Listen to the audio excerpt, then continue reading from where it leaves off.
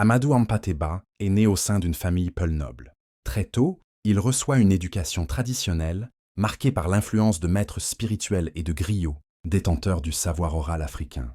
Il est ensuite scolarisé dans les écoles françaises de l'époque coloniale, mais reste profondément attaché à la culture africaine. Dans les années 1920, il commence à travailler pour l'administration coloniale. Il rencontre Marcel Griaule, un célèbre ethnologue français, avec qui il collabore à des recherches sur les peuples d'Afrique de l'Ouest, notamment les Dogons.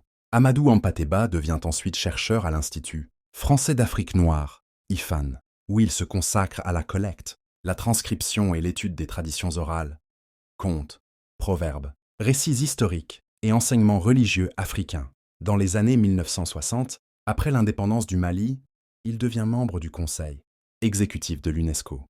Il y défend la préservation des cultures africaines orales, menacées par la modernisation et la colonisation culturelle. Il est célèbre pour sa phrase devenue légendaire.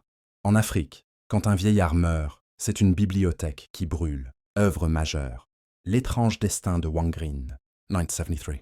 Roman inspiré de faits réels, considéré comme un classique de la littérature africaine francophone.